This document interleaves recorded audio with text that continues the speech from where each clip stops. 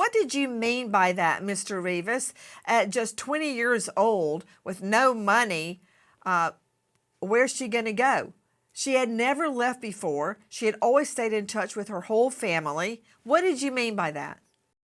I'm sure she had needs, needing something to eat, uh, any kind of needs. People just don't leave, and if you're not working or something at that time or whatever, you have to call somebody, one of the family members, to or something, pick you up or come and get you, give you some support. The search continues for 20-year-old Texan woman Shapamala Buckner, last seen at her apartment.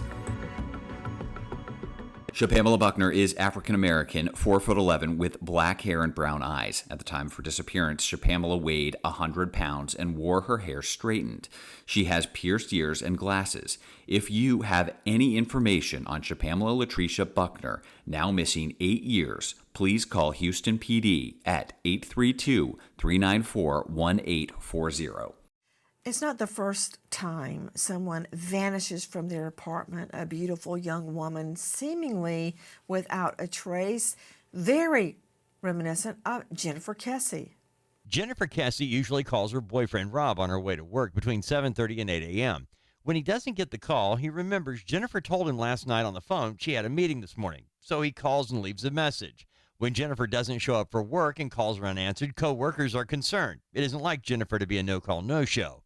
Drew and Joyce Kessie drive from Tampa to Orlando. In the condo, Jennifer's parents find a damp towel, and work clothes are laid out like she got up and got ready for work. The Kessies alert police, family, and friends that Jennifer is missing. 2 days into the search, Jennifer's car is found at an apartment complex 1.2 miles away from her condo. Surveillance cameras record a person other than Jennifer parking her car and walking away. The image from the camera isn't clear enough to identify the individual. You know, Sydney Sumner, just like Jennifer Kessie, when the family went into her condo, they could tell she was getting ready for work, to go to work that morning. She was there the night before. Her work clothes were all laid out on the bed, you know, trying different outfits with the shoes to go with them. The shower stall was actually still damp. The towels were still damp when they got there, but no Jennifer. In this case, isn't it true, Sydney, that Shapamala's belongings were still in the apartment? That is correct, Nancy. All of her items that she would have taken with her had she left were still inside. Her phone, her purse, her ID, her wallet, her keys, they were all left in the apartment. And that's not something Shapamala would leave behind. I mean, she wouldn't have left willingly if her keys were still inside. How do you even lock the door behind you? This indicates that Shapamala was not intending to leave the apartment that night. To Monica and Billy Rivas joining us, had she ever disappeared before? I mean, she's a recent high school grad. She hasn't even lived long enough to, quote, disappear very often. But wasn't she in very close contact with all of her family? Wasn't that her routine? Yes. At least she would go nowhere without her phone to call one of us if she needed help. This goes against everything we know about routine evidence of routine. She would never leave without her phone, number one. And number two, like any recent high school grad, they're not getting disattached from their phone, but her phone was left behind. Her purse, her keys, everything. And also her routine of contacting family multiple times every day, even if just to say hello. She didn't. She immediately stopped, dropped off the map. There's been no use of her bank or credit cards, nothing like that. She's definitely met with foul play. What about it, Brian Fitzgibbons? When we see major deviations from somebody's daily routine, that's certainly something that's going to lead an investigation. Aside from the obvious that we've mentioned a couple times, that she left her cell phone, her keys, her wallet, and personal items behind, when we see a break in a communication pattern, that's significantly concerning for the investigation. I understand that Texas EquiSearch has been involved in the case. What about it, Sydney?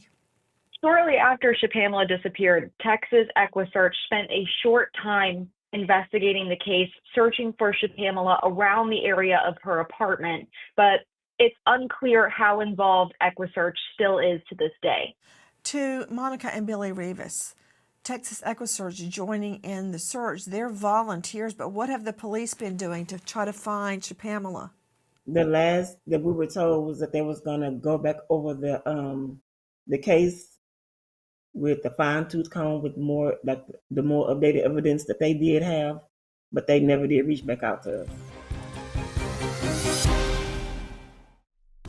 Keys, purse, debit card, everything was left at the house. Shapamala Buckner's family says the missing Texan woman didn't just up and leave on her own. Where is Shapamala Buckner? Everything's still there, but no Shapamala. To Monica and Billy Rivas' family joining us tonight, have you been back to her apartment? Yes. What did you observe? Everything's still there as if they still live there. You know, Monica Rivas, Billy Rivas, I remember a missing teacher, and I went with her mother into her home, Tara Grinstead, and her little home was just picture perfect. It looked like it came out of a home decor catalog. You know, she had it so cute. And everything was in place, except she was missing. It's like time froze. And the most important thing, Tara was gone. Now, that was Tara Grinstead's home, but in Shapamala's apartment, did you see signs of a struggle? In her room, it was clothes everywhere. The bathroom was like shower curtains on the floor.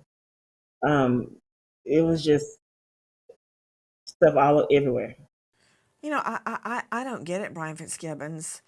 There's clearly been a struggle. Somebody answered the door. What is the problem? That person has got to be, at the very least, a POI, person of interest, if not a suspect.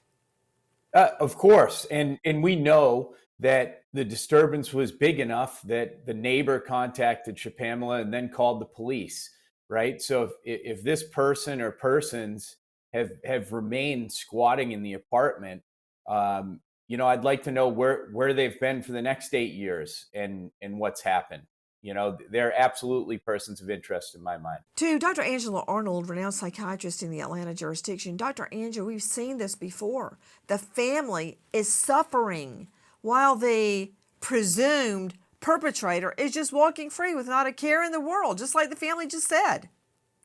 Well, and Nancy, the family appears so sad today because I know that on the show we are all getting the feeling that it's like their hands are tied. No one's communicating with them. If you hadn't have brought this to anyone's attention, Nancy, it would just be a cold case forever. And there's so many holes in the story. I can't imagine how they're getting through this. And I can't believe the lack of concern that has been shown by this police department. We need them to just go into detail and tell everything that happened and what was the end result. Just to be honest, just to come and talk to us and tell us. From Fox 26, I'm curious, to Billy Rivas, this is Shapamala's uncle, how does that make you feel? To think someone took her, possibly killed her, and they're walking free, and you cannot get straight answers from the Houston Police Department. What's happening? Do you think they know information they can't tell you that would somehow compromise the investigation? I want to hear your feelings. Well, that's what I'm thinking. If they have information, and because the case is still open, they won't share it with us. From that point, that's all we can go with, is that it's ongoing the case and they don't want to put out too much information. Is that your thought, Monica? Well, we had a meeting with them again with HPD, and from there they have everything they need to know. They showed it to us, and they just haven't did anything. And what are your thoughts on that? They need to do their job because they already know. They basically pretty much showed me and told me everything, and I showed them a lot of information, and they basically had mugshots of so many people that are involved, and they know. But yet nothing is happening. Nothing. Did they explain why they're not doing anything? We haven't spoke with them again. Every time I email them or contact them, call them. I even had the investigator's cell number. They stopped responding.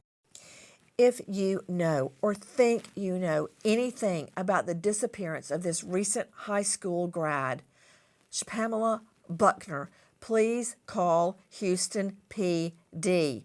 832-394-1840. Tonight, we announce a $5,000 reward for information leading to cracking this case at Houston Crime Stoppers 713-222-8477. Repeat, 713-222-8477.